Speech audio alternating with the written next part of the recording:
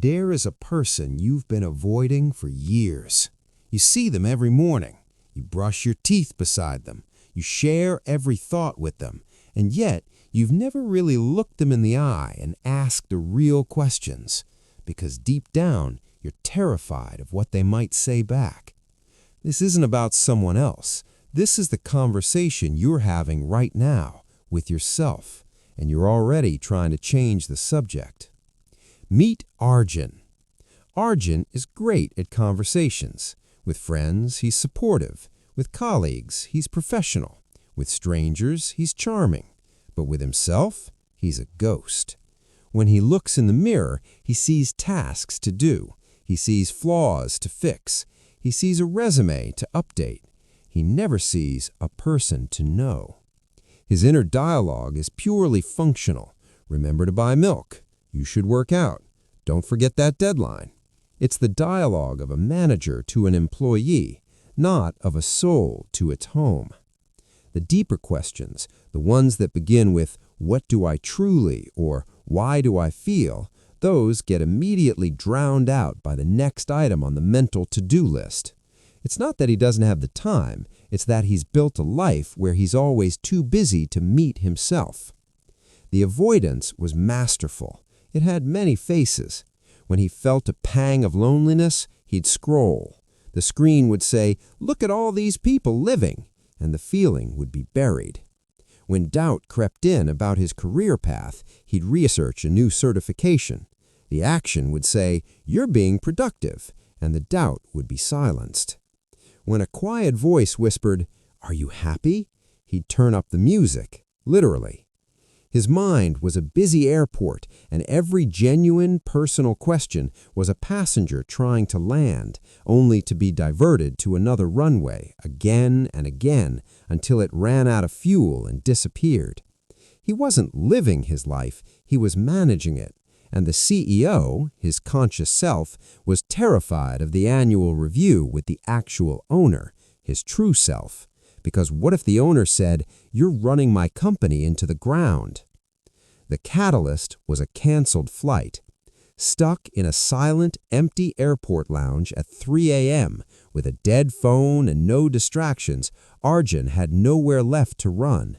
He was alone with the one person he'd been avoiding for 28 years, himself. At first, he did what he always did. He mentally rearranged his furniture. He planned next week's meals. He recited movie quotes. But the silence was too vast. The distractions had run out. So staring at his faint reflection in the dark terminal window, he did the unthinkable. He asked a question, out loud, to the reflection. "What do you want?" The question hung in the sterile air. He expected an answer like a promotion or a vacation, but something deeper stirred. A second question bubbled up unbidden. No, what do you really want? That second question was the key. The first question was for the manager, the second was for the owner. And in that empty airport, with the hum of vending machines as his only witness, Arjun began the conversation. It was clumsy, awkward, terrifying. "I want to not feel tired all the time." "Why?" "Because I'm running from something." "What are you running from?" "Myself." It wasn't a dramatic revelation. It was a simple, quiet admission. He wasn't afraid of failure or success. He was afraid of the silence in which he would have to define what those words even meant to him. He was afraid of his own voice, his own desires, his own uncharted heart. By avoiding the conversation, he never had to face the scary, liberating truth. He had choices, and he was responsible for them. You are in a constant, lifelong relationship with yourself. And like any relationship, if you only communicate through logistics, through chores and complaints and scheduling, it will wither. It will become a hollow, functional shell. The love, the meaning, the why dies in the silence between the big questions. You're afraid of this conversation because it holds ultimate accountability. If you never ask yourself what you truly want, you can always blame your job, your family, your circumstances. The moment you ask and truly listen, the blame game ends. You become responsible. That responsibility is terrifying, but it is also the only path to a life that is authentically yours, not just a series of reactions to external forces. Arjun didn't quit his job that night. He didn't have some earth-shattering epiphany. He simply started a practice.